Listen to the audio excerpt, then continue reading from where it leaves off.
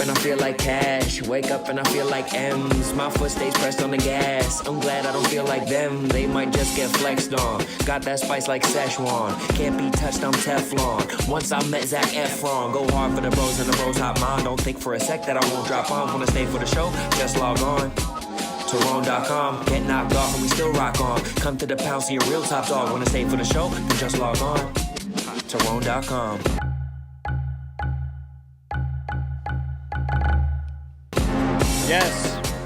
Yes, sir. Rome.com. Another day, another episode. Blessings upon blessings. 4-2. April 2nd. It's damn near. Can we get the music back up, even just for like a little bit, just for a vibe? 4-2. Just a couple days after Eid, a couple days before Easter, a couple days before Passover, and we're joined by a very special guest off the top, my brother, biologically, Francis Ellis. There he is. What's up, brother? How we doing? How you feeling, bro? Good. So good to have you in here. I'm stoked to be here. I was born on Easter. Are you serious? Yeah. And Easter changes every year. That's right. And I just don't know what that means as far as my relationship with Christ. Yeah, you kind of cucked him. Well, yeah. Birthday cucked him. Because it's his resurrection, right? Right. And if I'm born on Easter, is it not wrong? Is it wrong to think that there is some sort of... It could have been. It could be you. You cannot rule it out that you're him. Literally. I'm a Christ-like figure. Not even just like him in the colloquial way that the children use it. Him with a capital H. Yeah, biblically him. A capital H. I think my birthday was on Easter a couple years ago when it was a late Easter. Like, 425. Just in that Easter range. It's nice. All of Son of a Boy Dad is in the Easter range. I gotta say, I don't love the fact that Easter can span from such extremes. It oscillates so much. Yeah. Thanksgiving doesn't oscillate that much. Doesn't, no. Does it even vacillate at all? As far as I can tell, no vacillations, no oscillations. Dude, I'm so happy to have you on here. I have like an energy about me today. I don't know if it was the banana I ate today or I have been eating. I've been crushing beans recently. Wow. I've been eating just tons of black beans, and I feel like it has energized me and given me a vitality that I haven't had recently. What turned you on to beans? I think I saw a single TikTok or Instagram post about how black beans like will change literally the fiber of your life, that you'll be more satiated, more full, you'll be more rested, your skin will glow, your hair will have more of a sheen to it. It's like Purina for dogs. Oh. But for whatever reason, I'm just crushing beans, and I think I have been looking pink. I don't know if it's the beans that have been making me look pink, but they're giving me obviously some farts. Yeah. But bean farts, I found, are way different from protein farts. Oh. I think bean farts are way cuter than protein farts. They're like, protein farts are just like a fucking disruptive toddler kicking over sandcastles, and bean farts are a little bit like... They're girl farts. Yeah. They're Japanese girl farts. I've been doing Japanese girl farts that a high-powered businessman would like pay $2,000 to get sprayed on him. Yeah, they're farts after which you want to say, excuse me.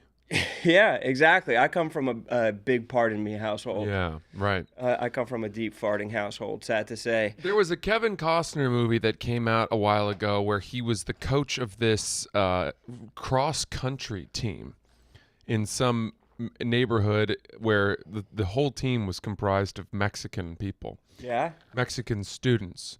And every day he would see them running. And he had a light bulb moment where, because they were running, I don't know, home, I guess. And he would see them running, and he had a light bulb moment where he thought, boy, these kids can really run. They can really run. And I remember him going to sort of the athletic director or something and saying, you know, they're on a diet of beans and rice. They just eat beans and rice. They can run for days. The next thing you know, they're winning the state championship. It was one of those like white savior movies. Yes, which are great. Yeah, but it occurred to me, is that what separates good long distance runners from ones who aren't is their diet of beans and rice. I think that has a lot to do with it, but I think that some of our Mexican brothers and sisters are cursed with shorter legs, whereas some of our African brothers and sisters who might be enjoying beans and rice will have a nice long leg, which will pair perfectly with the beans and rice. And Kevin Costner. Yeah. When you said the White Savior movie, because I kind of indexed them immediately in my head, I came to a shocking realization that one of my favorite movies of all time, Hardball, is a White Savior movie. That's the baseball one. Yes, with Keanu Reeves. And I never even clocked that it's White Savior, and now I feel fucking guilty and fucking angry at Reeves. Dude, give me a bunch of disenfranchised youth and some white coach who comes in to save the day. You know, maybe he has a drinking problem. Maybe he needs saving himself. It was a gambling problem in there you go. In Hardball. And I'm watching that on an airplane and probably crying. Yeah. Probably crying. You gotta cry. Have you ever white saved? Well, every save I make is technically a white save, I would say. Have you ever I tried. I went into that inner city charter school. Yeah, that's what it was. I knew that there was something about that. I went over there and tried to volunteer for a year. I tried to teach those kids geometry. And then they had a talent show at the end of the year. And I used to do a little bit of rapping, nothing like you. No. But every once in a while, I would dip a toe. And they asked if I had any talents, and I said, well, you know, I rap a little bit. And one of them started beatboxing, and I did the rap, and I thought at the end of it, they were all going to be like, oh, Mr. Ellis. And they were just like, dude, never do that again. Stick to triangles. They didn't like it. Please. Was it a original rap? Yeah. Oh, yeah. Do you remember any of it? Not really. I mean, it was all like, I'm Mr. Ellis, and I'm here to say, if you don't do your shapes, you're probably gay. You know? It's just a way to try and to they didn't like that? And they're like, them up about Mr. Ellis, that's homophobic. Oh, no, they were all black, all these kids. Okay. They were black, which is why they had a higher bar for rap than if it had been Mexican kids, I'm sure. They would have loved it. Yeah, or I would have done more of like a mariachi, solo.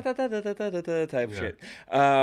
So you were grinding away on a top secret project. Is there something can you tell us anything about that? Yeah, for sure. I mean, it's Dave's book. Yeah. His autobiography that I'm writing, and Wait a second. Wouldn't that just be a biography? Well, if I weren't writing it in the first person, it's very strange. I'm writing this whole book in first person in Dave's voice, and I find myself taking on some of Dave's mannerisms. Just like everybody else at Barstool. Yeah. There's got to be maybe half of Barstool personalities that whenever they do a video, they slip into Dave. Mm-hmm. I watched Glenny Balls doing it yesterday. Riggs has been a violator of it, I guess. Mm-hmm. Who else does Dave? Tommy Smokes does Dave all the time. Yeah. A lot of people are doing Dave. Well, Tommy Smokes would probably like to actually do Dave. Oh yeah. But how easy do you find it to slip into his voice, because your voice I think is very refined? Yeah. So, there's a challenge I find in this, which is there's voice and then there's tone, and they're two, I think, different things in a way. I mean, Dave's voice to me is so distinct. It's like the way that he talks, the way that he writes, and I think we're all pretty familiar with that. I am just trying to write from what I believe to be his mindset. He's like id. I'm going to worry about refining the language into his language and sort of structure and syntax and punctuation and all that later. But for now, I just want to tell jokes the way I think he would tell them, and try to just get his story down, and then I'll go back and kind of translate it. Have you ever heard the theory that Dave is the funniest guy who's never told a joke? No, but I like that. I think Tyler might have said that yesterday, or I don't know where it was coming from, but that's profound. But even as you're writing him as telling jokes, he will be funny, or will fuck with people, or will have very clear perspective, but he's not telling a pointed punchline joke. It's not a setup punchline. He's not tagging on top of stuff. None of that. But yeah, I mean, it's... So what part of his life are you attacking first? Right now, just frankly, it's the first chapter. And what are you starting with? It's gonna be the early days, and him kind of getting the newspaper off the ground. But already, I've heard a lot of stories from him that I don't think anyone's ever heard before, and I need to hear how Dave lost his virginity. yeah, exactly. That has to be in the book. Yeah, It has to be. I'll ask him. You about have to that. ask him. I will. And Yeah, I mean, nothing's off limits. you might as well hit the tape recorder for that one, I just know. so you can. Well, we're recording everything. Oh, really? Yeah, we did the first meeting on Zoom, and Tommy and Gaz were there to in case Dave forgot anything. It's like, no, you lost your virginity on this date. Yeah. You told me. Yeah, you told me I was your first. You told me it was me. Oh my God. Poor Gaz. Yeah. No, but so that's been cool, and we did a 1-hour meeting and on Zoom recorded the whole thing, and that was 5,500 words that I got through. I wrote 5,500 words just from that 1 hour. That was the first chapter. So I have to write 75,000 words. That's how long a book is? Yeah, that's anywhere, depending on font size, and page layout, it's anywhere from 288 to 320 pages. That's what we're shooting for. God. It's going to be roughly like 11 or 12 chapters probably, and each one I'm going to be shooting for around 7,000 words per chapter. How big of a character are you writing yourself into this book? I don't plan to mention myself once. I think that would be a little weird. All right, then mention me then. Sure. I can do. No, you don't have to do any Things of that. were looking rocky until we found Adam Ferrone. We found I was trolling the basement underground rap scene, yeah. as I am wont to do. Rapmusic.com is where Dave found me. What's going to be do you have an idea of what the climax of the book is going to be?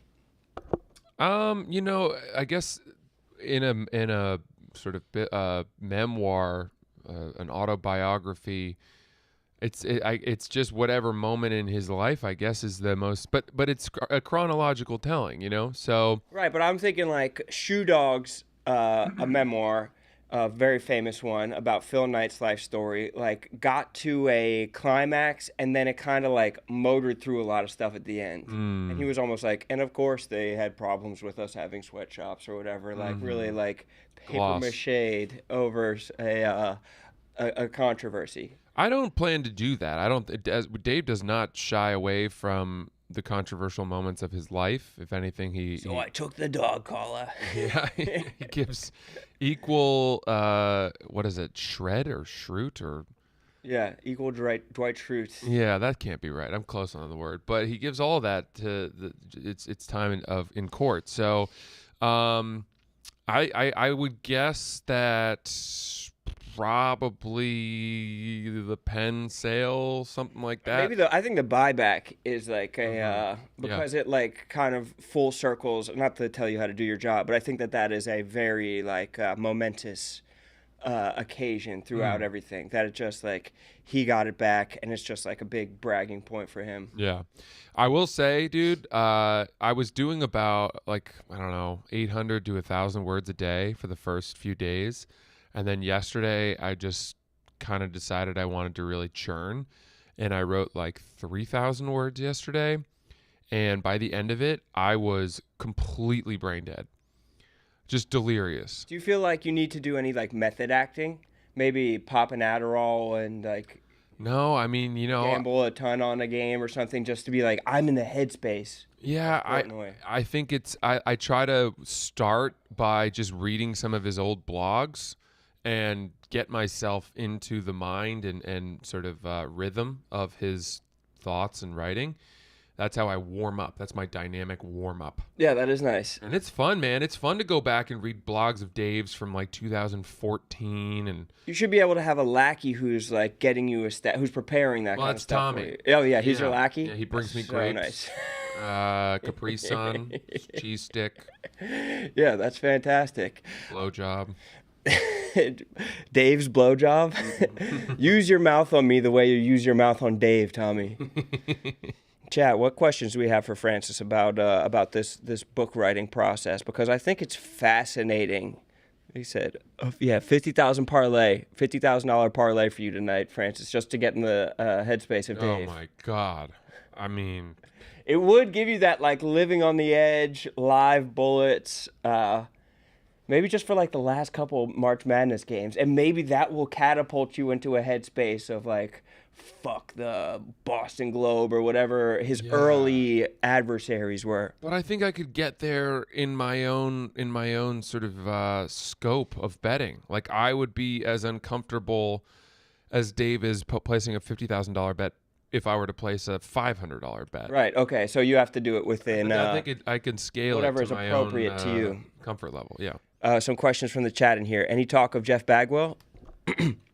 You know, we haven't gotten there yet. Just a line or the shield so far as baseball talk. They said, when did you decide to do this? So you didn't necessarily decide, did you? What was the process? The story is funny. I was on a Saturday at a sports bar having a few bevies, and it was right on the heels of sort of me getting kicked out of Surviving Barstool or exiting that, and then I wrote a couple blogs about that, and then Dave started texting me about those blogs.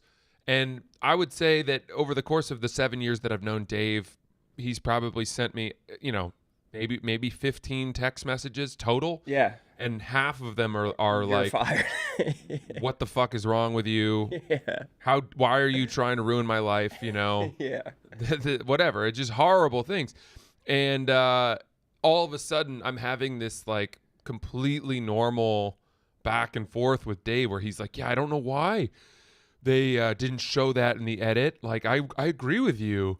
Yeah. You've seen a whole different side of him. And it's just all of a sudden I'm like it was like I was texting a friend or something.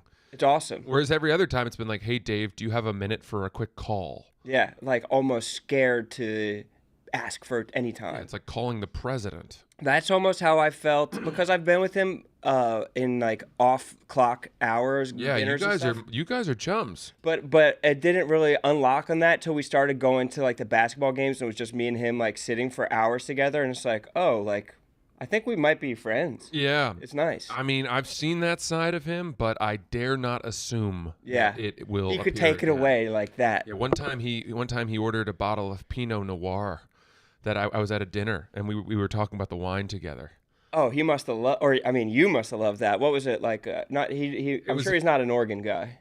No, I don't think so. I think it was French. But we were at the Ryder Cup, and so a bunch of us were just having dinner, and he ordered the wine, and I don't know. It was great. It was a very laid back moment. Yeah, he likes wines. He likes his fruits. They're asking who will audiobook it. Who will do the audiobook? I would assume Dave will do the audiobook. I would want that. I think that when authors who, especially for an autobiography, they read the book themselves, it just gives it that whole much more authenticity. That will also be a good litmus test of the voice of your writing. It's like if you wind up using words like extrapolate and you might leave him behind, then it's like, okay, edit it in the moment. Yeah, I'm not doing too much of that. I'm not trying to use big fancy words or anything like that. I'm just trying to get the story down, trying to be relatively funny here and there, as I know he is, and then making sure that occasionally I can go into something that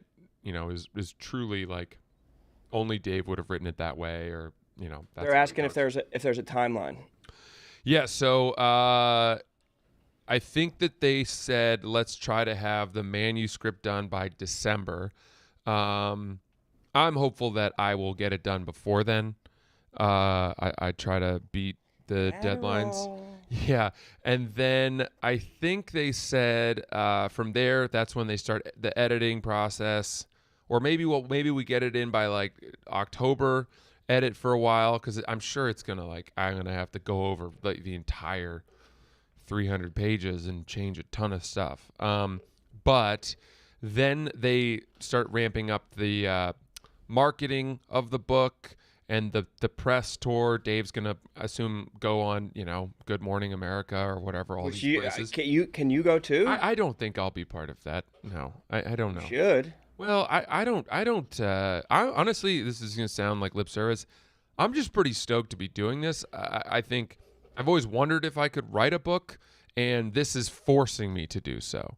And right? this is a high stakes one too. It's not like your fantasy novel that you're like trying to write just because Correct. for whatever reason. There's a hard deadline. People now know about this, and that raises expectations. Yeah, absolutely. And I also would say it's pretty unusual for someone writing a book to almost assuredly know that it will become a bestseller. You know what I mean? Nothing that I'm doing. It's like this is Dave's book. He's going to be on the cover, and it is his face and his story that sell. I am just a Sherpa. Yeah, you're the vessel. I'm Sherpaing the thing up to the summit, maybe, but you know, which is valuable. You know, even the most talented Everest climbers need a local Nepalese man. That's right. Who's the most famous Sherpa ever? Tenzing Norgay. Yep, Tenzing Norgay. Tenzing Norgay. Hey, put it up in the chat for Tenzing Norgay. I think he took Sir Edmund Hillary, to Yes. the summit. They were the first two to summit Everest ever. Tenzing Norgay. Mm-hmm. Edmund Hillary. Dave is Edmund Hillary. That's right. He's Edmund Hillary, and I'm Tenzing. Yeah, that's nice. So that's a great position to be in. They're asking what other stuff you've written that, or anything other similar to this, or other projects that you've written on. Have you ever done any like TV writing? They're also saying, is this harder than your thesis? Well, there's sort of a full circle moment here where, as a lot of people know, we had gotten a TV show that was based on sort of Dave and Erica and their success of bringing Barstool. Right, the Happy forward. Madison one. We sold that to Happy Madison and Village Roadshow, and I had approached Dave and Erica about the project and pitched them on it. They came on as producers, and then, you know, just kept kind of building it and moving it forward. But we were waylaid by so many obstacles, including the writing strike, the SAG strike, you know, where Hollywood just shut down. Obviously, like Freaking cancel culture. COVID was a problem. The woke mind virus. It just sort of like turned the lights off on everything. And then when Hollywood started kicking back into gear, there was a backlog of the top projects that had first Everybody billing. started working on Abbott Elementary. Yeah, exactly. Stuff like that. So then projects that were new and unproven got bumped way down the line. And it kind of just wallowed in purgatory, which I think happens a lot in Hollywood. But Shout out Gilly. that was my first time ever working on a show, and we got it pretty far. And I had to, you know, get Dave to bet on that, and of course it ended up not getting made. So I felt really bad about that. But now we are making this book, which is assuredly going to become a highly read book. And then the assumption is there will be a movie deal sold based on the book. What? Which will probably, you know, then become the replacement of the TV show. So my hope is, hopefully, I would be working on that as well. I haven't talked to anyone about that, but obviously You got to play Dave. No, my God, no. Francis Ellis is Dave Portnoy. This summer, one man. No, but that would be kind of a full circle moment, and I also think that it would give me a lot of pleasure to thumb my nose at the companies and the various players that... Bro, but you know how Hollywood is, bro. They're going to have Lupita Nyong'o playing Dave. Yeah, 12 years of Dave.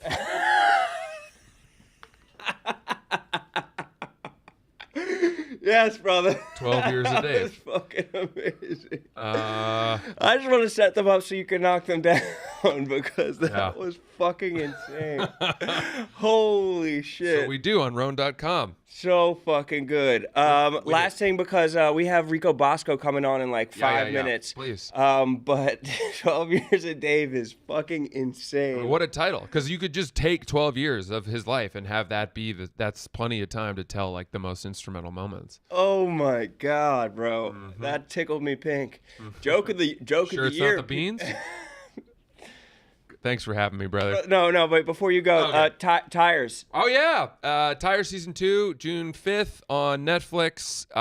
Going to be a lot of fun. My character is fucking insane. And More of a character, more of like a imprint than last year? yeah. For a much more substantial presence. So fucking sick. So it was just announced yesterday. It wasn't like a full trailer that came out. It was almost like a teaser scene. Yep. What's the date again? June 5th on Netflix. 12 episodes, so double the season. And lots of really interesting, fun cameos, some big stars, really, really cool. Have you seen any of it yet? No, I haven't. And I actually don't really want to. I like just to watch it in real time. I think that'll be really fun, yeah. So. And how was that working on that? Was awesome? Yeah, it's the fucking coolest thing ever. Also, everybody's asking about first off, they're saying Francis is so handsome. Francis is a star. Oh, my God. Francis is the best. And these are different people saying this. Please. And then a lot of people saying the special, comedy special date. Where's the damn special? Yeah. You know what? I'm going to just be patient on that. There's some things that are happening and in the works, and I think I need to see if certain opportunities are legitimate or not.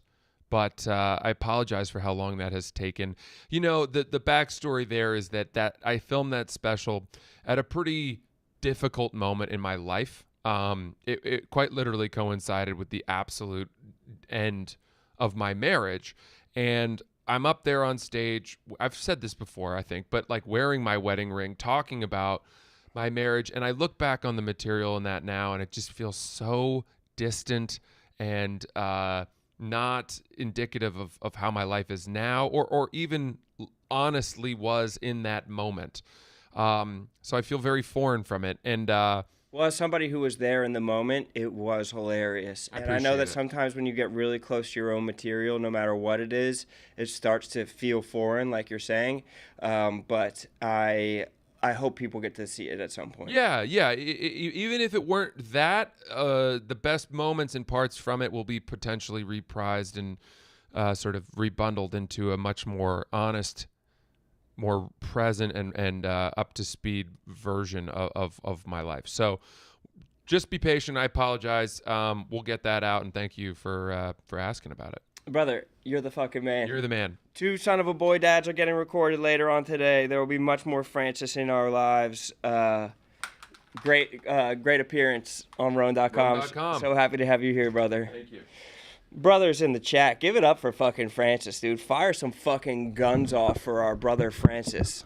Francis like this, bro. Dubs for Francis. I need the dubs for Francis. You need to fire it up for him. What a funny guy and a great kid and a uniquely fucking talented Barstool employee. Pew, pew, pew, pew, pew. Roan.com, yeah. Welcome. I think so. We have Rico coming on. He says, yeah, let's just have him come on right now.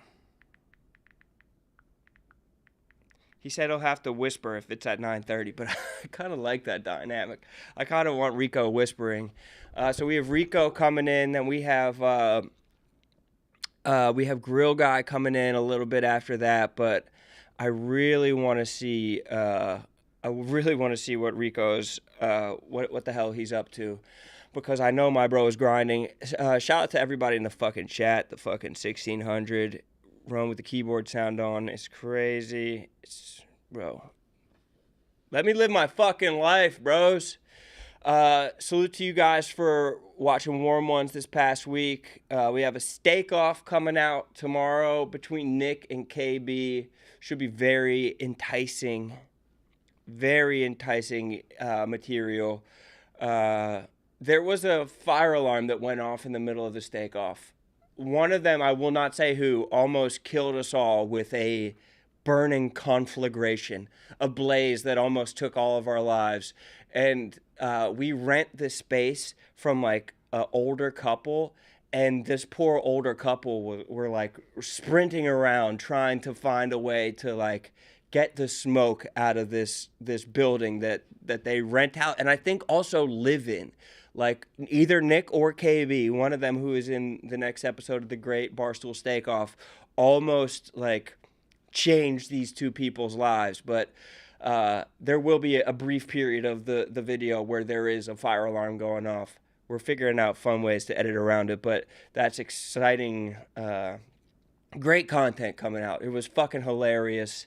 But you have to tune in, see who wins, see two bicker lords coming into New York just for like they just came in for they were fly by night. They came in for a very short time. It was not a long time, but god damn was it a good time. God damn was it a good time when those brothers came in there. We got Rico, we have Bosco. Bosco on the bus. Reporting live. What is up, my brother? Do we have Rico Bosco? What's going on, my friend? What's up, man? Just I think like 15 minutes from the next stop, Indianapolis. So we'll see how it's going. Wait, But so yeah, I think I'm the only thing depressing people be like, how much longer to go? And I'm like, 27 hours. So oh my God. To be honest, though, you look like you're in good spirits. So I want to know how it is compared to like being at home and having all the duties of a family man and then being on the bus. I mean, obviously it's not a vacation because you were going through the dregs of society, to be honest. But how does it compare? I think it's like different responsibilities. You know what I mean? Like obviously those are fun. But with this one, you can't like imagine if I just got on the bus, shut off for 47 hours, and then showed up in San Antonio with like no tweets, no videos. Dave would be like, you know what? Get back on the fucking bus. So like it's you gotta make sure you listen. You take care of things at home. You take care of things at work. It's two different things. So What's the just meal? What has been the meal plan? What have you eaten? Can I get like a full diet plan of everything that you've consumed? yeah, it's not much. I did it last year, and because I didn't have anything packed, I don't think I ate for like the 24 hours last year. I think because I got in trouble last year, I kind of was like, all right, I'm gonna punish myself. I was like, you don't deserve to eat, so I didn't eat for the 24 You hours. hunger This striked? this one with the way surviving Barstool went, being this close, and Alabama being this close, like I deserve to eat. I'm definitely gonna eat, but yesterday was a bacon, egg, and cheese on Staten Island to get going, and then Twizzlers and some carrots that I packed, and then Subway at like 9 p.m. And that's really kind of been it, kind of going on. Not, you know what I mean? Because you don't want to be carrying a heavy load into the into the bus. You know what I mean? Like you gotta time it when you get to some of these stops. Are people dumping on the bus? I, if I don't know if they are. I didn't catch. I so the first seat I got to Newark because we booked. So this is the actual twist. At like 3 a.m., I got an email and a text from Greyhound. They were like, "Hey, your thing has been canceled. Like only one leg of the trip." So I was like, "What the fuck is this?" So then I look. They were sending me south to Atlanta, and then whatever. Then we rebooked it. Obviously, Chris and Caitlin are great. They rebooked it. I went Midwest and then down.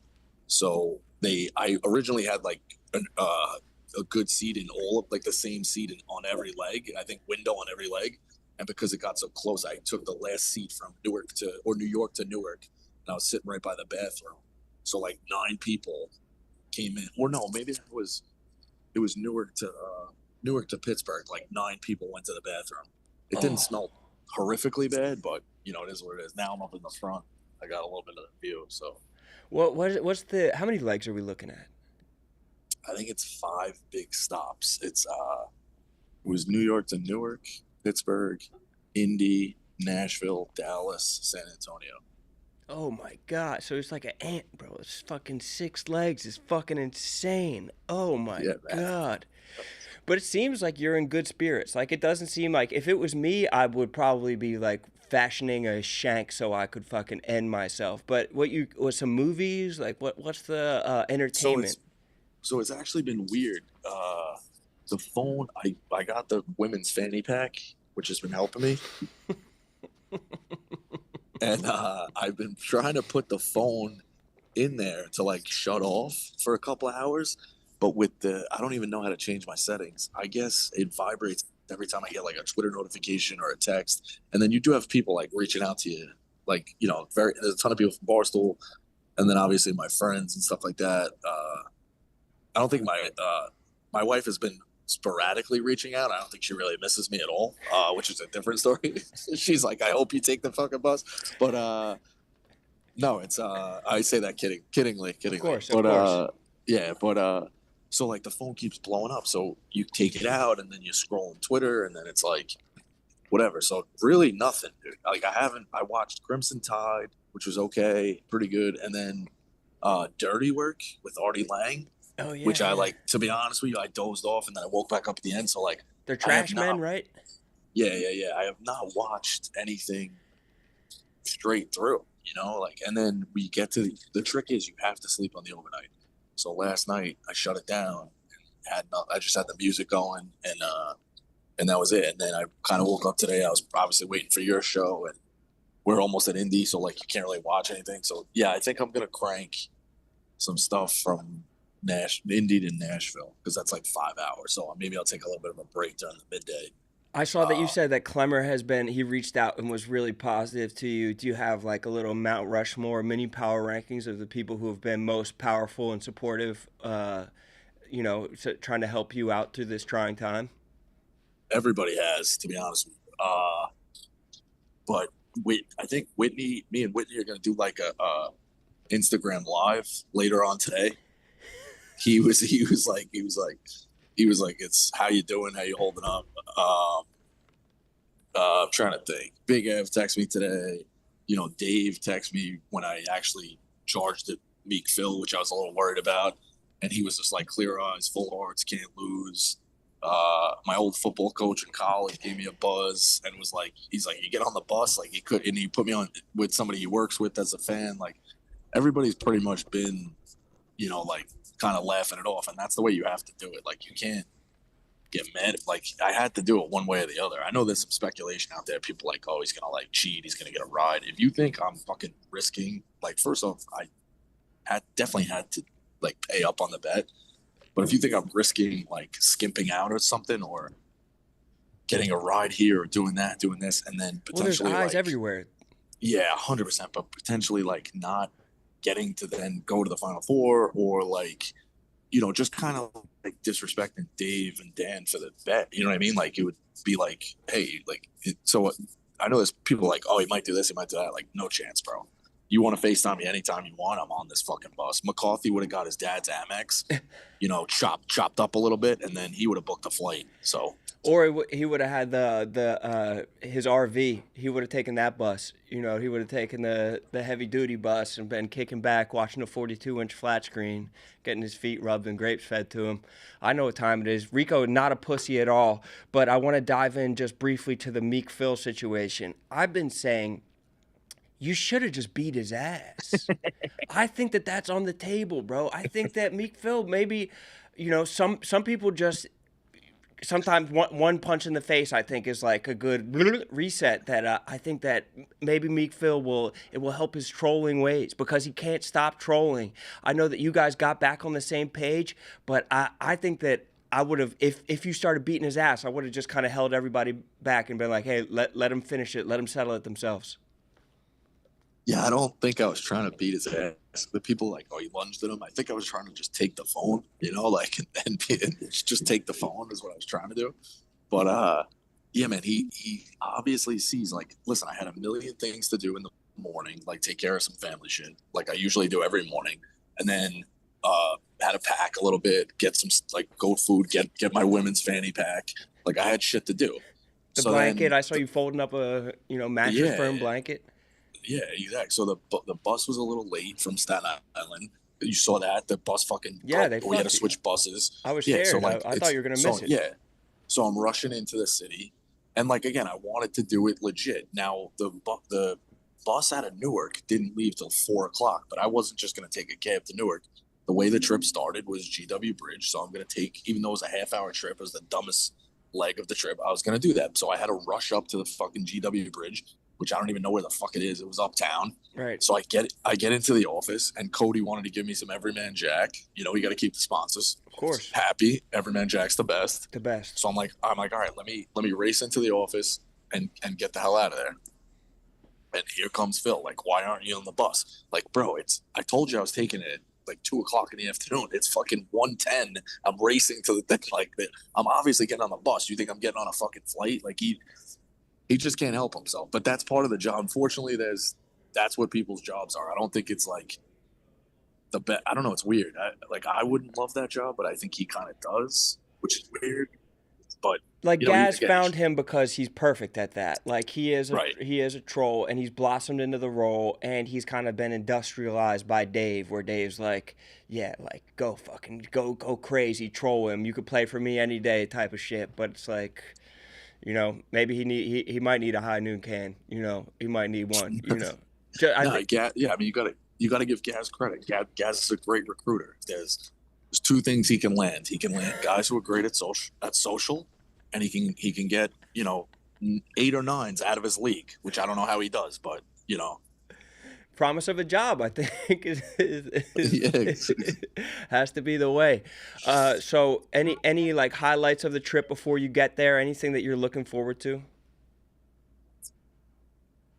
No, like my dad is like delusional. He's like, oh, you're gonna see some cool stuff along the way. I'm like, Dad, you think I'm looking out the fucking window? Like, yeah, you have to watch your fucking 6. So you don't have to look out the window. You need to. Yeah, like.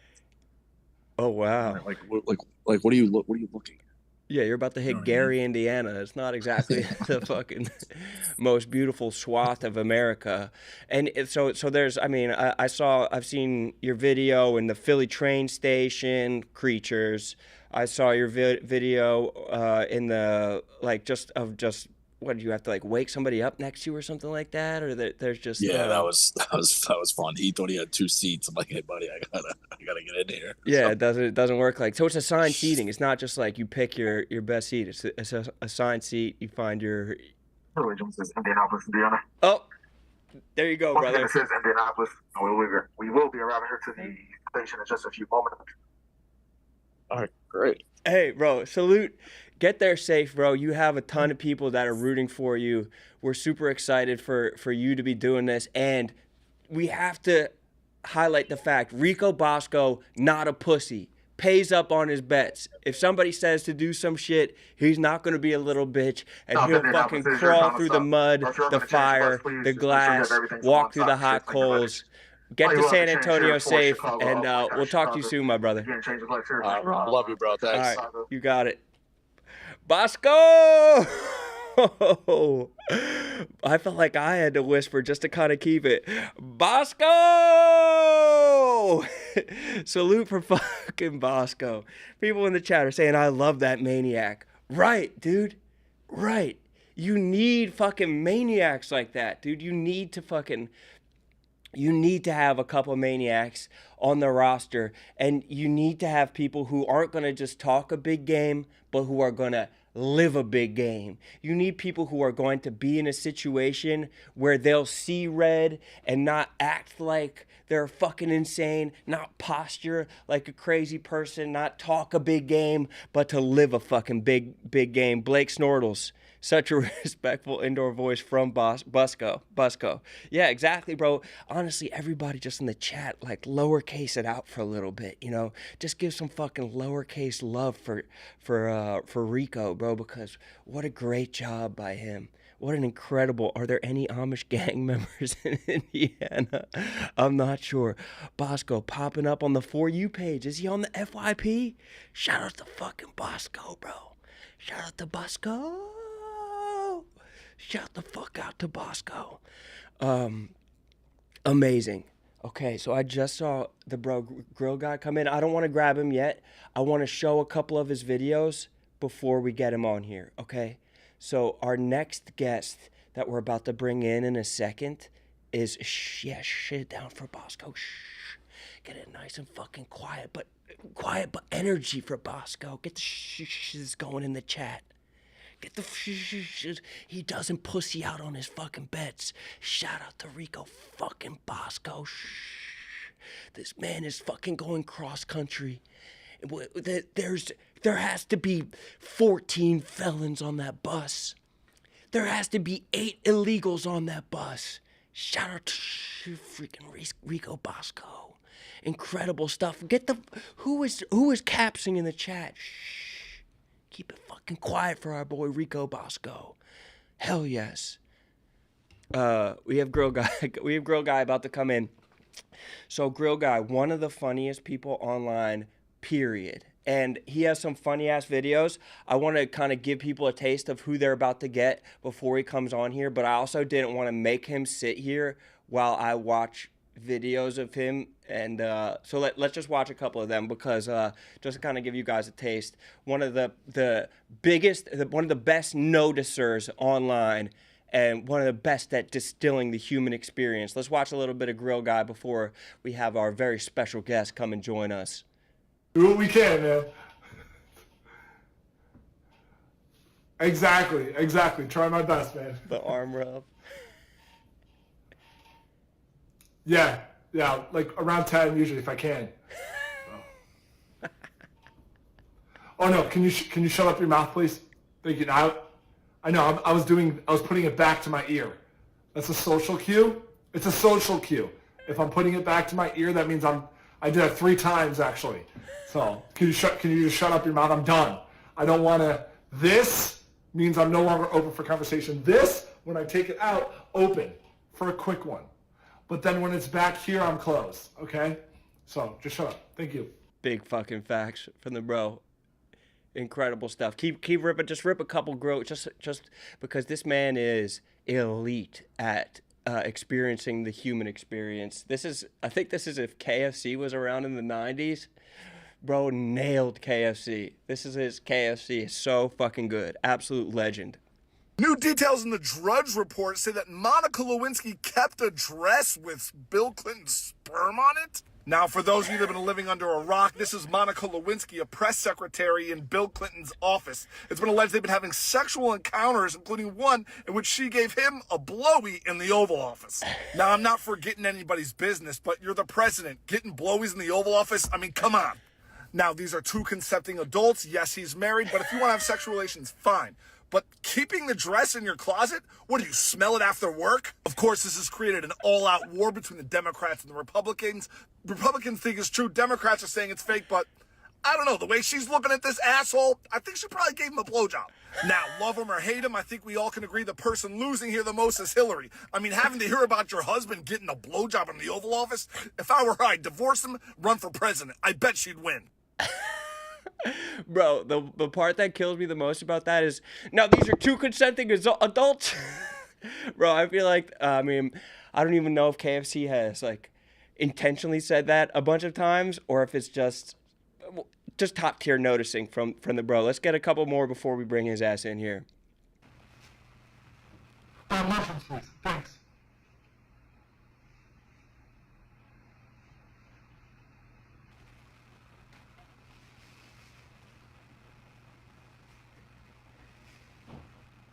No cheese. No cheese. Thank you. Weird volume. No. Hop to the next one. Extreme noticer of the human experience. Just one of the funniest brothers. I'm such a crash out. I was like, earlier I was telling Brian I was getting a sandwich and I asked for no mayo, and when I bit into the sandwich, I got a big glop of mayo. Crashed out. Seriously, was crashed out so that hard on this poor lady that was there. Brian was like, sorry, my friend's literally a crash outer. And then I asked for Diet Coke, took a sip, regular. I was like, I started crashing out, dude. It was like total full on crashing out. Bro, amazing. We got one more? You wanna grab him, and we'll play this last one. Banana Republic. What is that? Is it? Oh, brand. Yeah. I'm thinking that. Sounds like some sort of fruit government. Some sort of a Nixon-esque sort of coup, sort of United Fruit Corporation coup, into some sort of Latin American country, some sort of banana-led, guerrilla warfare, some bananas, some sort of Nixon-esque coup taking over some sort of banana My country, brother. Yo. We're just so. How are you, my friend? What's up, Good brother? to see you, my dog. Yo, dude, thank you so much for coming on here and popping in. From the moment that we even started the show, I wanted to have your ass be a part of this. Hey guys. And we were just ripping. We were ripping your vids, but I didn't want you to have to sit here while I just laughed at was like, yeah, that was so fucking funny that you did that. But the crash out himself. Grill guy, Kev, welcome to the show. If you're in the chat, fucking fire off for our absolute brother in here. Thank you so much for being here. Oh man, thank you for having me on. I hope I don't crash out, but I got you a little gift. What? For the twins. One Are you for fucking each serious? of the. I don't even know if you like Stokes. I love Stokes. That's so nice Stokes? of you, Why brother. not? What a fucking legend, bro. That's so above and beyond, Yeah, dude. I mean, you're having me on, so I figure I'd show love. I just adjusted my wiener on camera, and I'm sorry about that. Bro, let me get with you too. just There's to not make much you- there. No, I'm sure that you're fucking hacking, bro. Dude, what an absolute treat. Is this your first time doing any Barstool content? Or Yeah. I know that you've been buddies with Big Cat for a couple of years. You came to our the compliment battle thing that we did, but is your first time actually coming through and being in the office? This is the first time being in the office. It's funny because another company I used to work for, Yes. which you know, Yes. I'll shout them out. They're great. Doing Things Media. They were right around the corner. Oh, word? They were, yeah, right on 29th. So, Oh, nice. Oh, it's weird hearing my voice. This is real time, when you can't stand the sound of your own You voice. throw that shit off, though. You don't have to. You don't really until we play some videos. You don't have to have No, it's those all on good. it. So yeah, first time in the office. Yeah, Big Cat and Bear Down and I have a Bears chat, which is just basically just three middle-aged white dudes complaining about their football team. Wait, but- so are you? So I'm confused about your origin story. So break it down Yeah. for the people. Where the fuck are you from? You're a Bears fan? Yeah, I'm originally You're from Massachusetts? No. No. This is that's a funny joke. No, I'm originally from the burbs of Chicago. Buffalo Grove. Bro, my aunt's from Buffalo Grove. shit. Or she lives in Buffalo Grove, Long Grove, Buffalo Grove area. Yeah. So that's my hometown, yeah. No fucking So I way. went to Stevenson where Jalen Brunson went, Long Grove area, Hell yeah. Lincolnshire. He's a little bit better at basketball than I was. No, because they're saying in the chat they were already saying that you're like rec league Kobe. I was last year. I'm streaky. I'm kind of like the Brandon Jennings of rec league. I'll go off for 30, but then I'll also have 10 games where I'm barely 55 early on, and people are like, he's fucking incredible. and I think I'm way better than I really am. Yeah, that's exactly what I'm like. So you were in Chicago, dialed in Chicago, Yeah. and then I spent half my childhood in Jersey. My mom lived out here in Mercer County. So where's that? Is that North Jersey? That's central. Okay. So it's right by Trenton, so it's right in the middle of the state. Hell yes. And then went to Temple. That's the Philly connection. Lived in Philly for I lived in Philly for 7 years, from 18 to 25. I was in Philly basically. From 18 to 25. Yeah. Nice. Where are you at in Philly?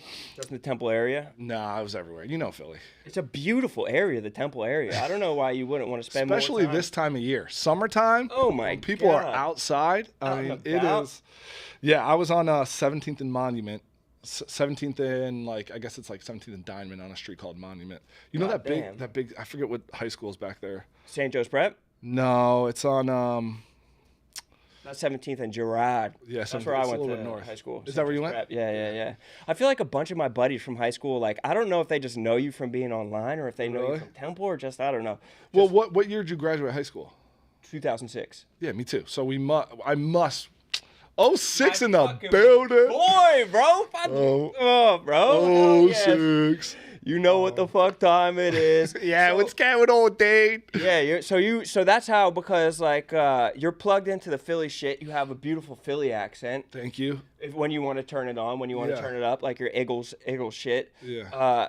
But the Chicago accent is also a very specific one. I haven't heard a lot of Chicago. Yeah, it's pretty hard to do. You got to go out. The best thing about Chicago is when they say fire. My family still has a really thick. So the fire's getting too hot. Hot. Turn down the fire. It's My Chicago family's always they always hit me with the roof Oh, it's up on the roof. Yeah, the roof is like a rough one. It is rough. The roof. The roof is rough one. is brutal. Or my mom's from Chicago. She'd always be like, Adam, go get your jacket. Put on your jacket. We're like, Dad. Dad, Get where's your my dad. dad? Where's my dad and mom? My Yeah. mom and dad. Yeah. You know, I think growing up in like spending half your time in Jersey, half your time in Chicago, in New York, and you know, when you're in Jersey, you're an hour from everything. So like, I was always like interested with accents. So Yeah. I just they're like fun. They were funny to me back then. You know, whether they're funny now, I still think they're funny. So yeah. Well, what I kind of like, the way that I've like termed you is like, I think that you're like an elite level noticer. Like Okay, you yeah. can notice the fuck out of just specifics in how people act. You're able to like duplicate it within yourself. Where does that come from? Like where's like the perception? I feel like you just notice like patterns in people where it almost makes me feel like none of my human experiences are unique to me. It's like, oh, that person exists in your life and in your circle too. Yeah. Well, I think first off, like the internet has showed us that we all have lived the same fucking life, basically. Yeah, yeah. I can say fuck, balls, ass, everything. Just not balls. Okay. I only have one ball anyway, so. Yeah. Oh, I need to get into your fucking aerodynamic testicular situation at some point. Yeah.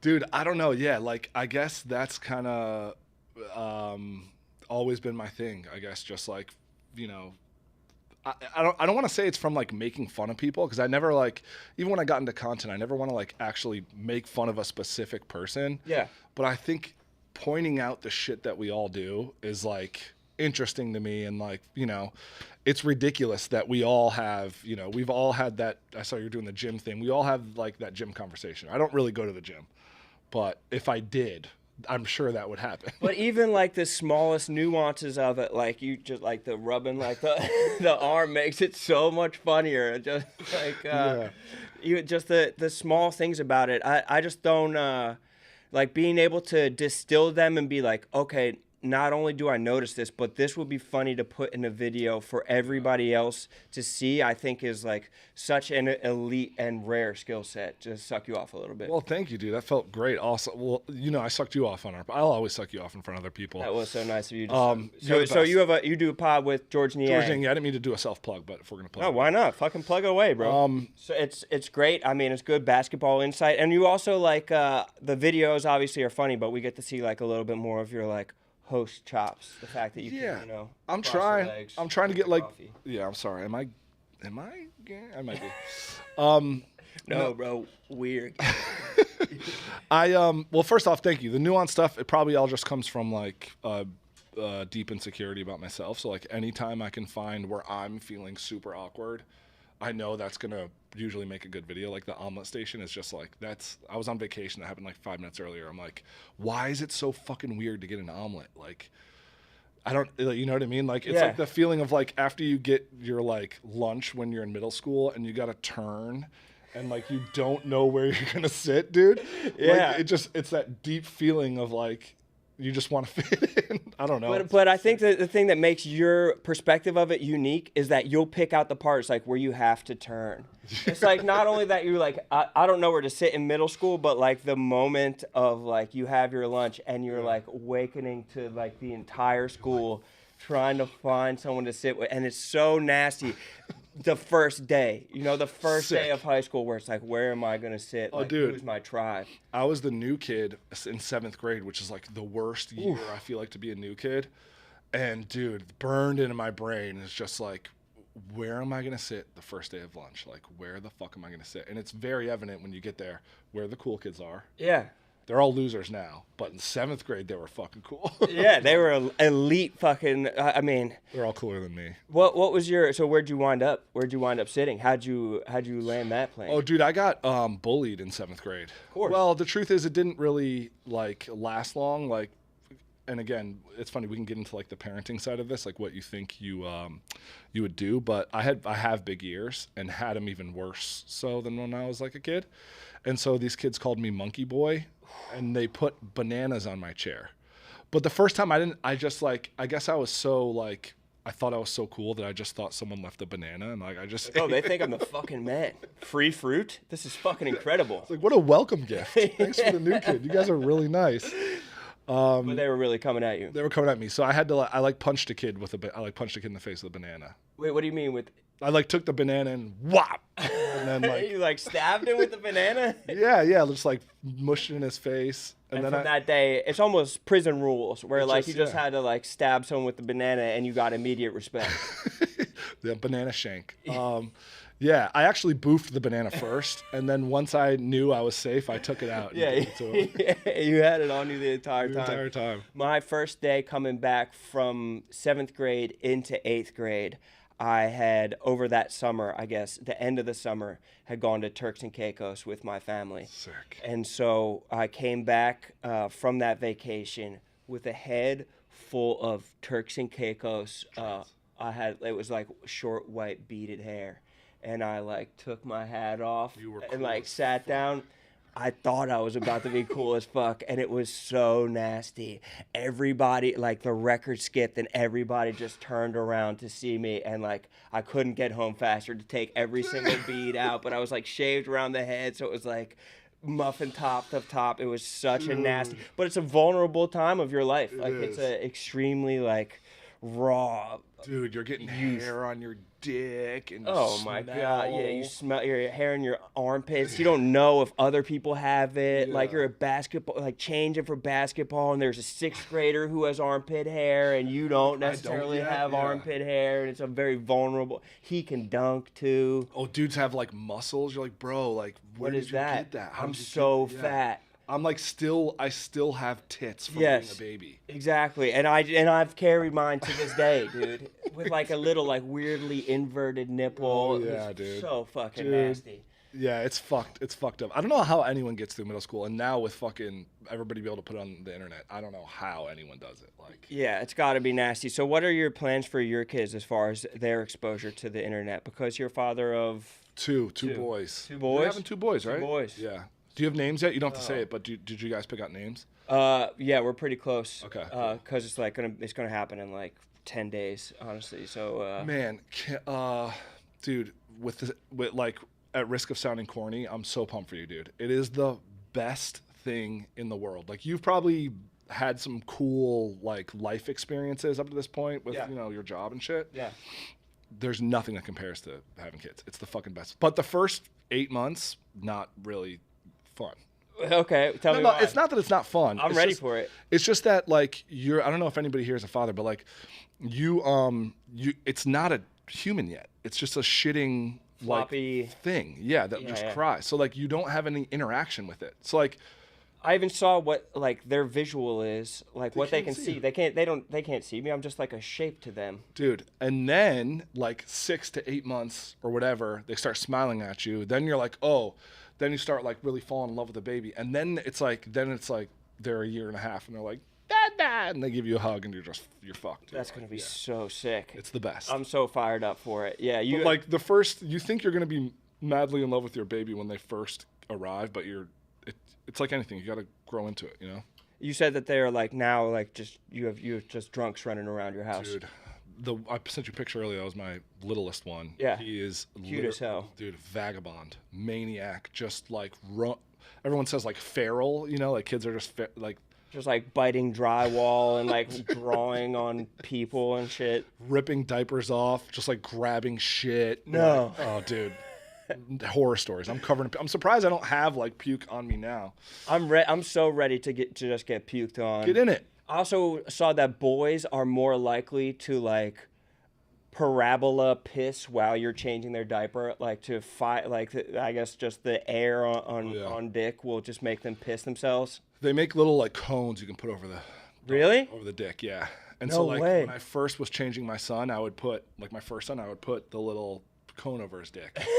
This is shit I had no idea. Oh, dude, yeah, about. they make. I gotta get dick cones. You gotta get a dick. You gotta from get the rip. cones. You have to get them from the very beginning. Well, from the very beginning, I don't know if you're gonna get them circumcised, but when you get them circumcised, time. you gotta take care of it. You gotta put Vaseline on it. So that's a whole first couple weeks thing. Is dick care.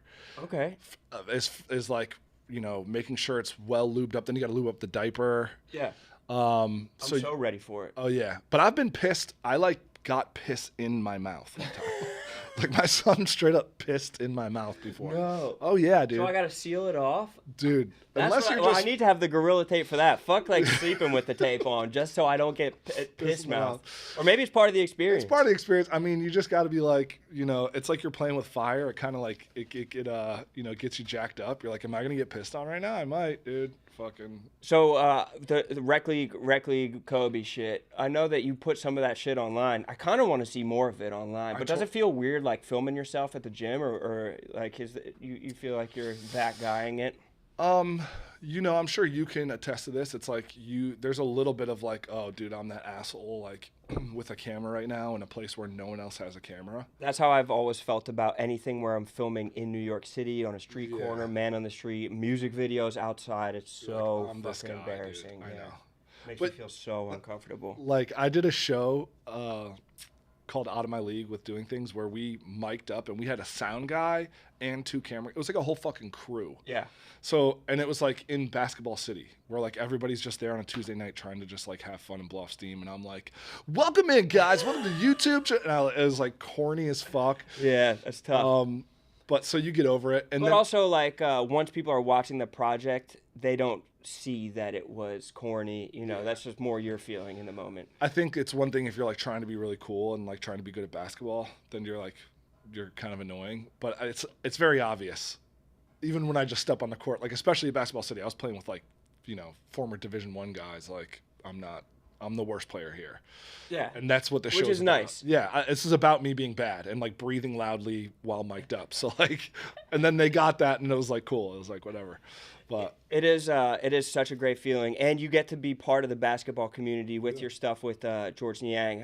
Where did that come from? And dude, he came to the Barstool Bar very early on when we were doing like streams for March Madness. I ran into him this summer in New York or in like Montauk or something like that, and he is like the nicest, like most down to earth, like just such a funny guy. So how did you guys get linked up originally, and just the vibes of him, like kind of behind the scenes, like what's his vibe from your perspective? Yeah, I mean, dude, he is the best. Like he's hilarious. I think he's one of those guys, and like he's having a great career, and especially now, he's only getting better. Like in Atlanta, he's playing great, but I do think he's one of those guys that could be even bigger when he's done with the league and is like fully entrenched in the media thing, because he is super talented. He's hilarious. He's like knowledgeable about the game. He's just, you've met him in public. He's got that like, people got the pop, they got the pizzazz. He's just kind of got that. But he's also extremely down to earth. Super down to earth. If you kicked it with him, you'd be like, oh, this is my boy from Massachusetts. This is my boy from Philly. Like, yeah, he's just got that like Northeast, ball breaker, but super down to earth. Said like, we walk into a Starbucks and he's like super friendly with everyone. And it's not like a look at me, I'm George Niang. It's like, that's just how he'd be, and like at any point. So I feel like he got a lot of bad press for having a bad body early on in his career, and I don't think that was fair, because you see him in person, he's long, he's like skinny, he's like a big model. Boy. Yeah. But I feel like people kind of gave him they put him on the bad body all-stars, and I don't think that's necessarily fair for him. The Cavs did him no favors either with the jersey the first year. That shit was tight. Yeah. And like it's not like you get a redo at media day. Like you show up to media day, and that's going to be your picture for the entire year. And dude, that's so not fair to him, bro. He got cooked on that. He did. And these are guys who are running like 9 to 10 miles a night. These are guys whose cardio is fucking insane. He's not fat. No. And if like, stop calling George Niang fat, bro. I don't know who's out here calling him fat. He's not fucking fat. He did call me fat on the pod. He said it looked like an upside down bowling pin, which is unfair. That's so nasty. And I'm more bottom heavy than I am top heavy. That's so nasty of him. Yeah, I really don't like that or appreciate that. And the body shaming is a little bit much.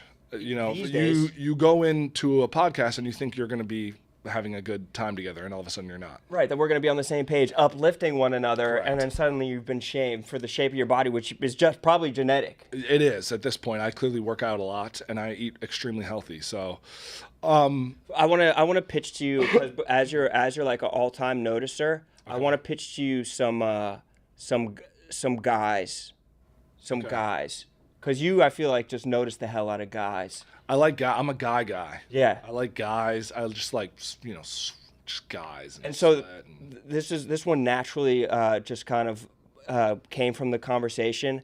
One of the guys I want to pitch is a guy who's always selling a workout plan. Oh wait, is this a character you're pitching me on? Yeah. Oh yes. Okay. Yes, I just thought you were about to show me something. No. I want to pitch you to right. I want to pitch you on some guys that like I've noticed. Maybe you know what I mean. Throw them into your content or some shit like that. The guy who is born genetically perfect, but is always trying to sell a workout plan as if that's how he got into fucking incredible shape. Just beautiful abs, and he's like, this is what you need to do to get looking like me. And he's definitely on steroids also, 100%. And like whatever drugs there are, and he claims he's all natural. Born with a six-pack, but is like trying to sell you on a six-pack. There's nothing that I could do that could have my body, my abs, my like obliques looking like him, but somehow like it's for sale. It's like the guy with the Saratoga water that went wildly viral last week. It's like, bro, you look like that, and no one else is ever gonna look like that. No matter how many bananas you rub on your face or cock, right? No one's gonna look like that. There's no routine that I could follow. Like me going to bed at 7-11 at night isn't going to have me fucking svelte and fucking jacked like that. And also, like waking up early, everybody's like, I wake up at 2:30. I wake up at 3:15 in the morning. It's like, okay.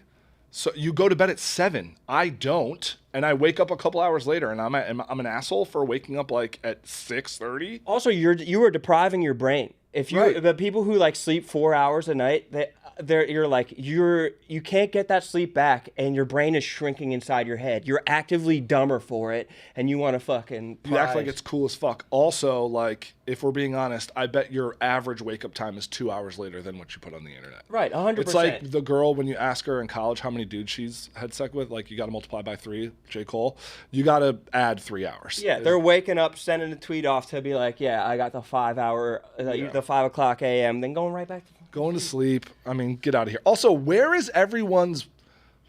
Right. Everybody has a routine, and no one's ever. Show that. You do that. If you want to be honest with us, show that. Yeah, I mean, most guys are every day they're cranking, cranking hog. And that's probably healthy too. It is healthy. It's good for your ball, for your ball health. Ball, particular health. If we want to get into it, I have one of them, and you gotta keep up. You gotta get. So you had cancer. Balls. Yeah, cancer of the dick and balls. Well, how'd that happen? What's the deal with that, bro? How did that come to be, bro? Tight shit. I really did have cancer. Hey, Tight bro, shit. my boy fucking really went did. off in the fucking big C. I really did. Yo. I don't know. You're just feeling them. You're just feeling them one day. No, or? when I pee, some people I guess just take the dick out.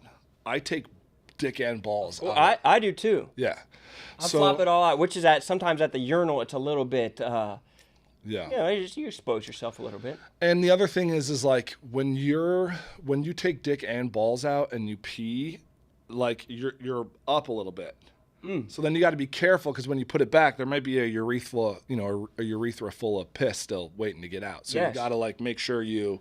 That's why shaking is important for guys who take balls out. Shaking. There's also another move like the pump fake, where you act like you put your dick back in to trick your dick to get that extra little flow out. I literally just did that while staring at the dude wipes in there. Yeah? Yeah. You pretend to put your penis away, and then you're like, got you. It's a dick pump fake. Yeah, you pump fake your penis, and then you actually put it away. Then you actually put it away, and you've gotten that few more dribbles out that would have gone right into your underwear. Exactly.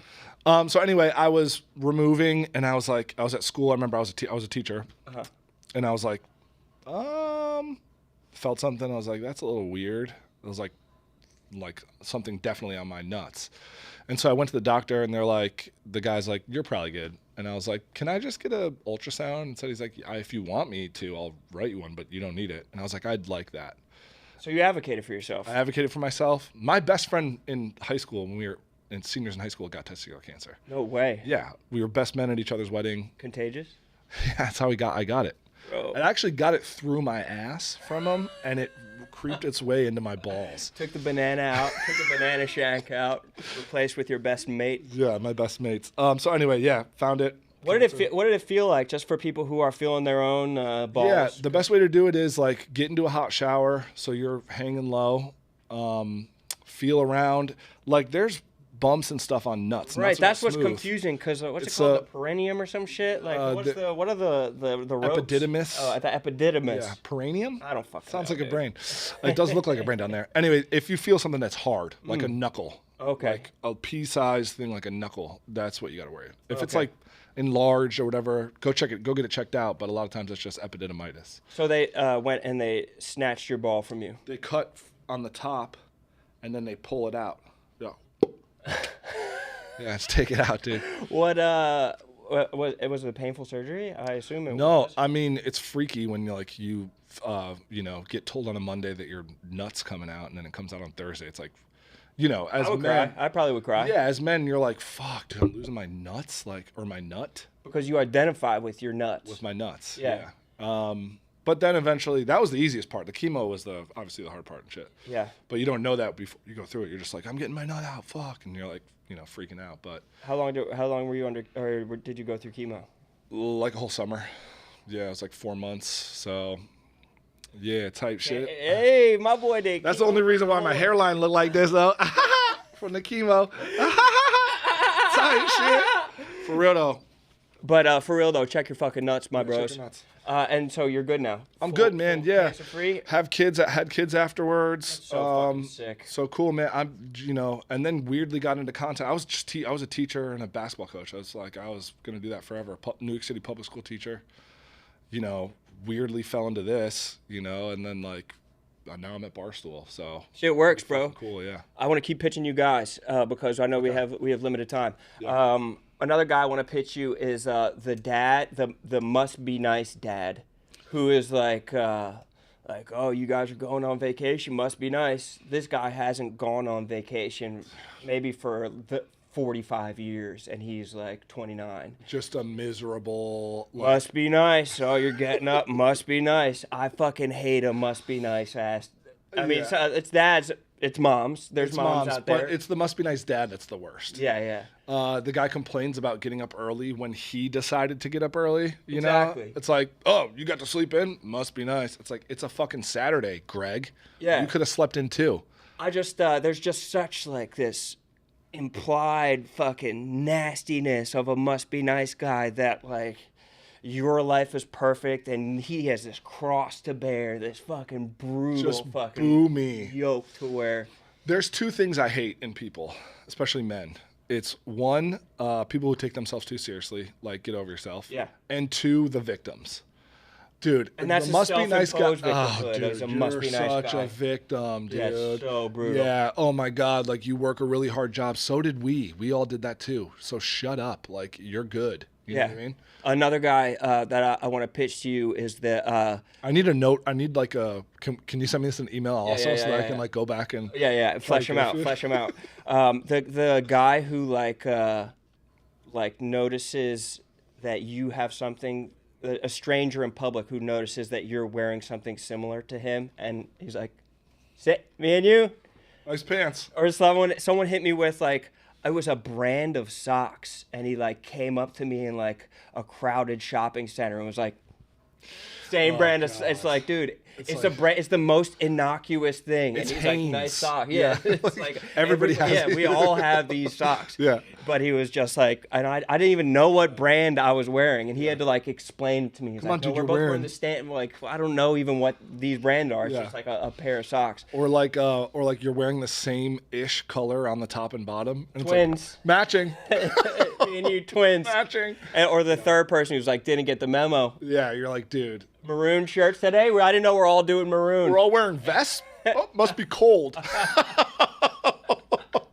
Must be cold outside. It's like, shut the fuck up. It's so brutal. And then the last one I want to pitch to you is the guy who knows a lot about something. Sometimes for us, it's a tech guy Yeah. who, when you'll ask them to do something, and Is they're it these guys back here? no, he's not one. He's not but a tech guy who's like a heavy sigher, who will just be like, he's like, hey, can we like set up this like.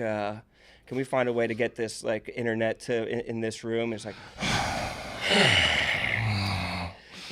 see what I can do to figure it out. It's like, dude, you know you can do it. I know you can do it. Not the end of the world, dude. Steve, am I lying that those exist? Steve, am I lying that they're heavy sire tech guys? I know that. Yeah, Stefan.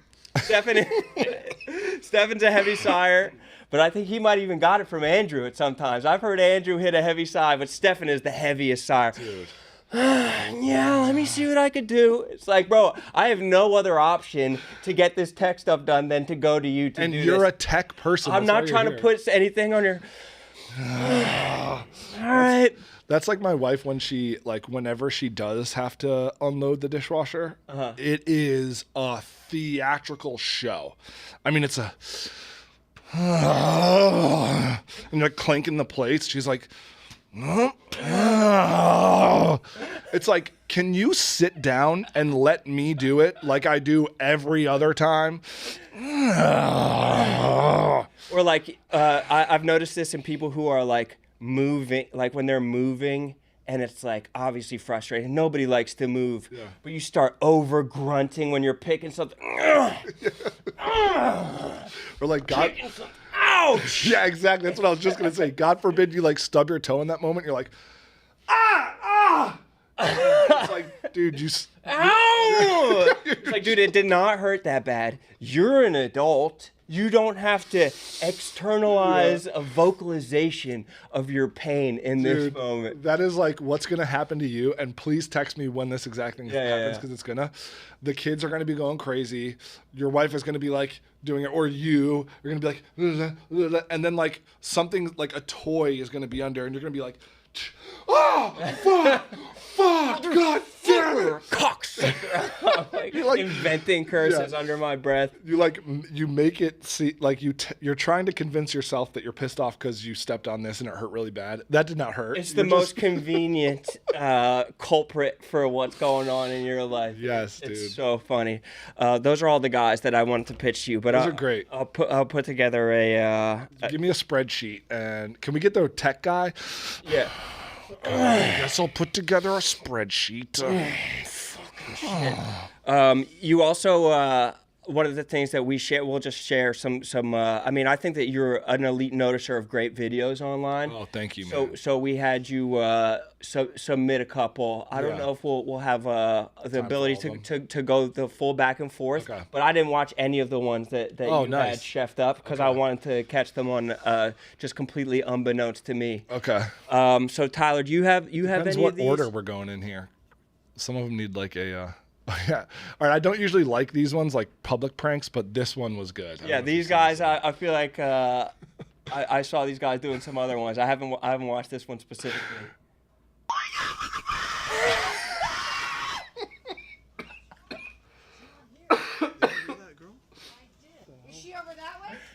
The boomers, man.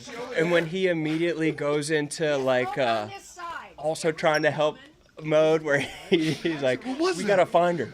This is the best part, though. It just takes a turn here for a second. Why are you in a garbage can? Yeah, the fact that they have multiple people in there.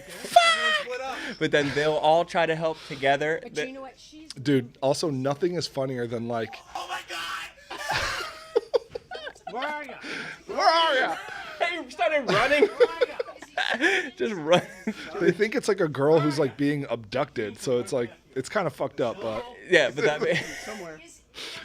but him trying to help and then diverting is so fucking genius. I just think it's so funny. Also, Get out of here! Get out of here. The way he smiles up too is he's like, closed mouth smiling. there's nothing funnier than like grown people or like almost grown people screaming like girls. I think it's so funny. Like dudes, I used to have like basketball players that would like, if a kid got crossed up, they'd be like, and like scream. It's so funny to me. I think that's I used to hit it all the time. The scream, I can't even, just the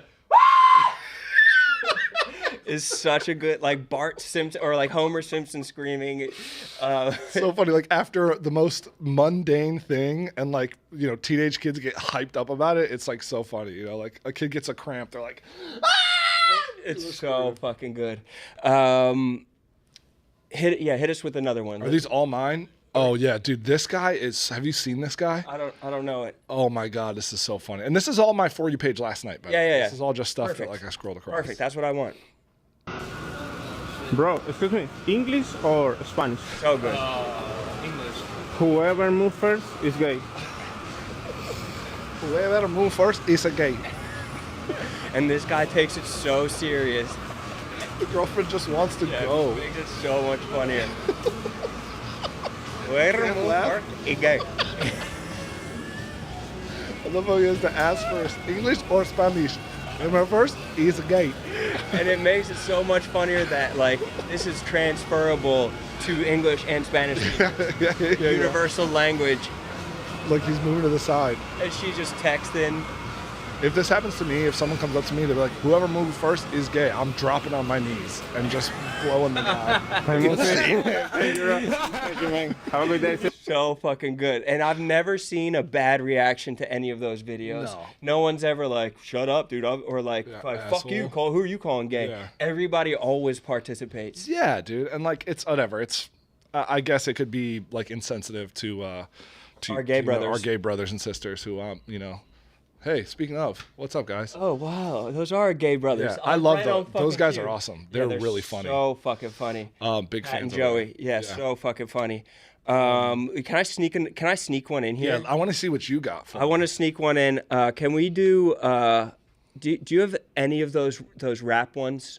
Any of those rap battle ones, Tyler? Even the one where I asked you to remove the thing, or either the other two. I'm from Brooklyn. That's all right. But I will stab you in the face with a blunt object. That was literally good. That is literally one of them that I have queued up. It's one of my favorite all-time videos. But have you seen this one? No. Throw dirt on my name, so I don't care. They said he'd be a challenge. Who? RK? Oh, it just came out of nowhere. Oh my god, and he actually did the He RKO'd a guy in the middle of the battle. Dirt on my name, so None I of this don't makes care. sense what he's saying. They said he'd be a challenge. Who? RK? Oh, it just came out of nowhere. The like flailing of it all. Look, the guy's bangs are incredible. How they flop. Look at his face right as he put it.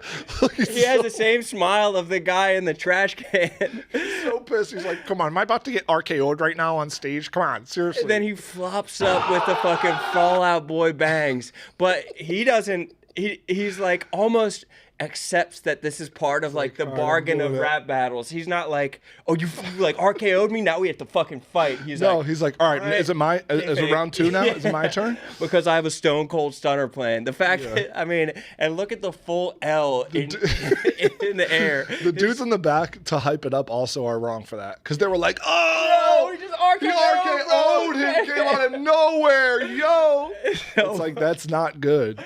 It's so fucking preposterous that he RKO'd the guy. And what would you do if someone tried to? You would have to fight, right? If someone tried to RKO you, or yeah, but I'm a pussy. I know I'm a pussy. Like they had all of battle rap had the chance to fucking RKO me that whole time, and I probably wouldn't have done shit. Yeah. And now I'm out of the game for the most part, and they've missed their chance. And now I'm exposing that I am RKO'able. You're gonna get RKO. So people could use that against me, and it came out of nowhere. I don't know. RKO came out of nowhere. Like, what is the O? The O had, there was no place Or for is the the O. guy's name RK? The guy's name is RK. It has to be RK. So he's like, RK.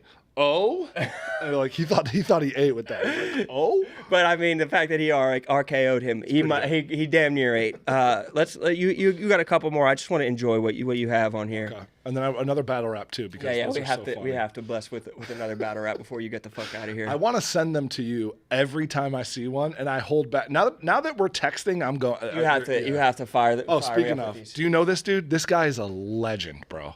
You'll know him when you see him. Okay. Yeah. He is an absolute legend. You gotta love this dude so much. And then I didn't realize he spit bars too. So Hit me with him. yeah, this is pretty long. We don't have to watch the whole thing, but at least a few bars. Here I am at the mall, Everybody knows I go in the bathroom stalls. All the girls have to hit the stalls. I'm over here installing, while you over here stalling. Oh, he's I don't know freestyling. why it takes you guys all day long. Just get the flow going on.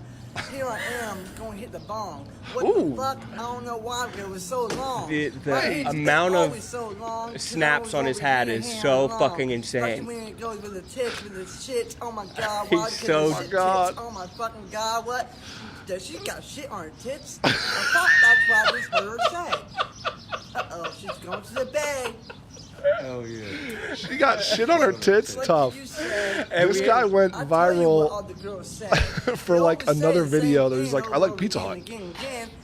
All they want to do is get laid. Here I am getting paid. Oh, why? Because the girls want to get laid. Here I am on the payphone. It's basically on the this for like 3 payphone. minutes, Oh, so I don't know. It's so impressive that he has She got that. shit on her tits? Oh my god. Yeah, she got shit on her tits. Oh! And then he was like, I got 3.5 more minutes of this shit. Strap the fuck in. And I watched the whole damn Did thing. you? Of course, bro. I've seen. I'm like, everyone maybe tries to pretend like they're not. I'm fully addicted to my phone. No, of Like, course. I'm just on it. I'm like, Before we hit this next one, let me hit an ad real quick. okay.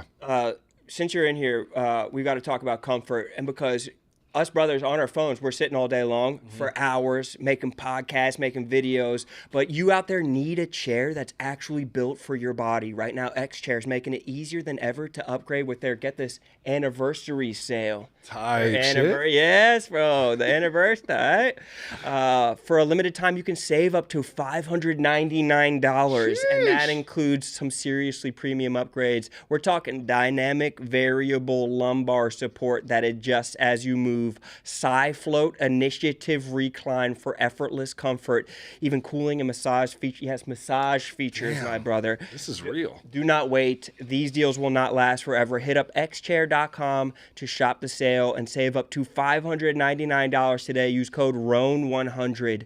ROAN100 for $100 off orders of $500 or more. The best chairs on the market. Get that X chair today. You're a professional, my friend. Stop, bro. Yeah, I gotta give you your flowers. Gas me, You're bro. one of them ones. He Don't really gas is me. one of them ones, bro. Can we hit another rap one just while we're on the rap? You know, dealer's choice, Tyler. Oh, dude, This is literally a top 5 internet video for me of all time.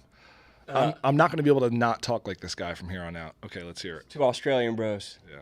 The best way to advise you is to stay where your lights are, then tape your eyes up so you'll have slight light to survive like 5 months. Avoid a side and not slide it off inside your guts, and even if you think you can't, you're still a bitch. I'm the fake decider. I'll run on empty, Fake you fill your decider. tank right up. It's my job to drain you in a cipher. You got a better chance of taming a tiger or raping a dyke starting to off a face inside a gay nightclub. Time cunt. Time cunt. Time cunt. Time cunt. So time cunt is something that they say in Australian battle rap. I'm sorry, little kids, but I'm a killer clown today. I could say bullets are gonna spray. I'm from Brooklyn. That's That's all all right. right. But let me just say, I like to get close and personal with a razor-sharp object. Passional. But let me just say this. Let me say this. I'm not gonna stab you in the heart. What I'm gonna do is grab a pen, stab you in the neck, puncture your lungs, then slam Your lungs are in a your blunt neck. object into your stomach. Fuck. Seems like he's Blunt just object making into it your up. Stomach. But then he comes back with blunt object into the Cause internal stomach. bleeding. Now, before you die, let me just say this. The guy behind The him reason I with call the myself neck Snipes tattoo. is because I take my time to rhyme. I'm not complicated. But I'm like a sniper. I aim straight for the Well, I'm heart gonna or the Dave. head. I'm straight and direct. Like a sniper. I might fire 2Ks that way. You'll know when I hit you as soon as you hit the ground. Dog. It just seems like he's just making it up as he goes, but when he messes up and he's like, wait, slam a blunt object into your stomach. Wait, no, I had it written. Wait, what was it again? I had it written down. Like, time cunt. Right.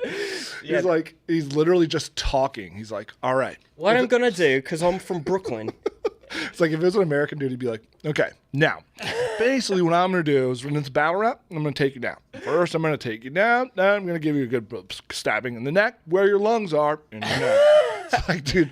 When you see the first guy, too, of that video, you're like, okay, this is why it's the worst. Because you're like, at first they would have go on the mask. But then the second guy is actually the one that makes it so fucking perfect. You know that whole park just smells like cigarettes and just fucking like breath. And dude. yeah, meth breath. Ugh, teeth rotting. You know, they're on the ice out there. They're smoking ice. They love some ice out in Australia. God. It's yeah. and then this is one of the sent you first this. ones we've bonded on. This woman, and it's crazy because she has so many videos. It's not like she went to one battle rap and was like, okay, there was a negative reception of me. She's gone back to the well. Who keeps inviting her back? And she's getting booked, and she has a style. I might need her for the nicest, honestly. Let's check this. She'd be pretty good. Hi, check your lipstick smear. And I know I'm not a doctor, but I think you got something under there. Tickle monster. Now I know it's rude to stare, but the way I look at you is like a baby foal looks at a mare, or the wolves look at the moon. That's how I look at you. Howl. All right, now on to the next round. Fuck's sake. Now, I got a few issues that I gotta address.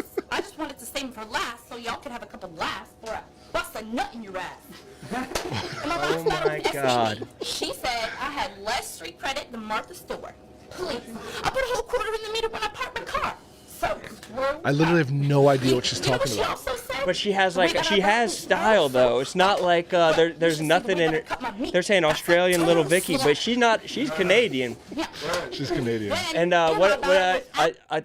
got it. We have to end her because more. But when we first talked about her, I almost felt bad making fun of her or anyone in the battle rap scene because especially these last two videos, I was almost like, they're definitely, I probably have just inspired them. They're probably they think that they're doing a me. They know who you are. They watch your videos and they're like, if Roan can do it, I can do it. Right. And all I got to do is talk like I'm going to do cool shit like late 90s, stab you in the face, break like old Eminem. Yeah, I kicked the bitch and it's like, okay. Shove it up your ass. Yeah. And then the other girl is like, now, I'm not going to say what everyone thinks unless you are. Oh, whoopsie-doo-doo, stinky-dinky in your armpits. Armpit? It's like, what is... It's so fucking good and so, I love it. So funny. And I feel responsible that I made videos reacting or not making fun of, but just reacting to their I guess making fun of, and I took them down because I was like, this. I'm probably directly responsible for this, and so it reflects more on me than anybody else. This is not me.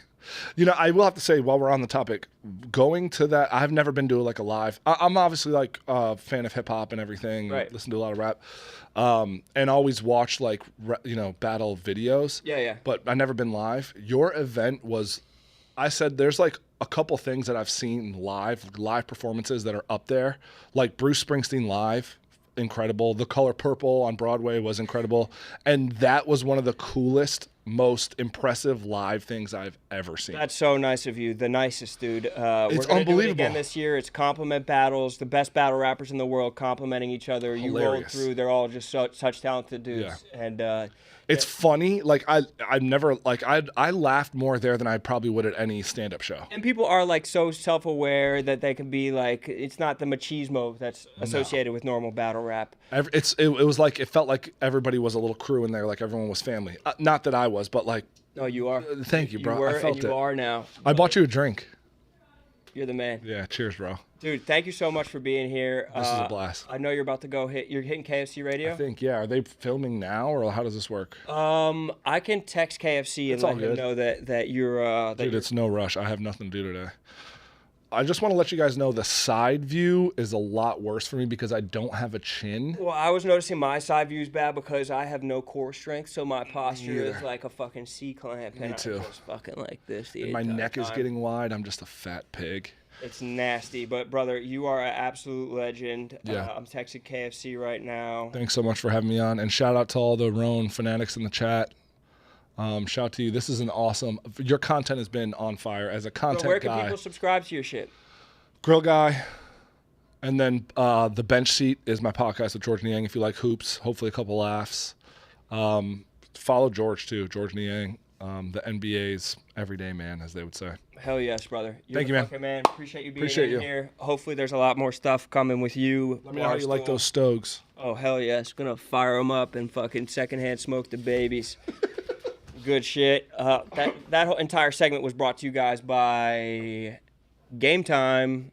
It was all brought to you by Game Time. Download the Game Time app today and use code ROAN.com for $20 off your first purchase. Baseball's back, and there's nothing like getting out to the ball game. Maybe me and Grill Guy go to a game sometime. Maybe we go to a freaking Ooh, wow. Go down to Philly, get out to a ball game. Luckily for me, with Game Time, me and him, we could get into a game like that, bro. It'd be dang simple to get into a game. And with Game Time, the official ticketing partner of Barstool Sports, it's easier, it's faster. Prices on the app actually go down closer to showtime. And the Game Time's picks feature. Oh my gosh, what a feature. So it'll sort for you, buy the best tickets, buy the best seats. It makes it so easy, so simple, and so straightforward. Pull up your chosen event, turn on the GT pick setting at the top of the screen, and boom, it's just like that. I mean, Phillies games, you probably get in for, couple $20 type. So amazing Game Time picks deals. Congratulations! My dog. It's baby shower time. Oh, wow. Let's go. Wow. Holy shit. What the hell is this, man, brother? we got you a cake. We got presents. You're having a baby. You're having two. You're having twins. Thank you guys so much. What the hell? Nice job. Holy shit. Thank you guys. Oh, my God. Now you'll notice.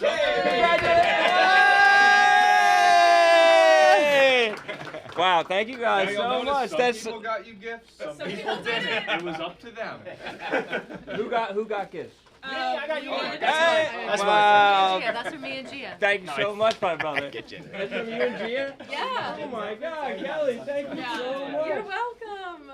Oh wow, look at that. That's so cute. Holy crap. A whole set? Yeah, that's oh actually my my gosh. personal closet. Summary? My personal collection. What the fuck? You guys are so nice. This is what the hell is this? You know whose idea this was? Whose idea was this? Nate. Did you actually not read the Did you email? not read the email? No, I didn't read the email. Company-wide email that you were You on. said not to. Yeah, you said it said Rowan, don't read it. Oh my God. Thank you, Nate. Oh, and we don't have lunch because Gas said no. Swear to God. He needs the Fort Charles. Look at this. Have lunch and he said no. Apparently. Oh my God. Kelly and Gia, this is so well, nice. There's 2 babies. So. Oh my God, the rabbit too. Let's go. That's so fucking nice. Look at this, 2 babies. Thank you so much, You're Kelly. welcome. That's so nice. Aww. Holy crap, the monkey and the banana. Jesus Christ, you guys are nice. What is it like at baby showers for women? Have you ever been to a It's like women's? this. Yeah. It's exactly like this. Yeah. Awkward. You just have to go. Oh, thank Yeah. 5 hours. Weird games. Yeah, the games. There's usually a strange game. Yeah, we didn't come up. We should have come up with like. Oh, a I didn't weird want game. baby and all that shit. People hate. Okay, those this one's games from me, anyway. Ron. Thank you so much. Oh my God, Caroline. We're all so Wow, the birds. That's how you can tell them apart. Yes, Oh my that's God. so sick. Oh, fuck, How much Tommy. Ryan's fed? Bro, he's a kid. He's a little friendly. Booing Rowan's 2 different ones? Who's gonna get? Thank you. Who's gonna get That's hurt? seriously so nice. Yeah, who gets hurt and who gets Barkley? You I can guess we'll pick see. baby A, baby B. You Check pick out who the gets thighs. which I one. feel like A is Hurts. A is Hurts? Yeah. That's the one that comes out first. Yeah, that's the one that comes out first. first. Hell yes. I guess. I don't know. I've never had twins. Carol, thank you so You're much. welcome. That's so nice of you. Congratulations. Yeah, that's amazing. Oh my God, I'm overwhelmed. I think I'm blushing right now. These are for my nephews. Holy shit! What do they say?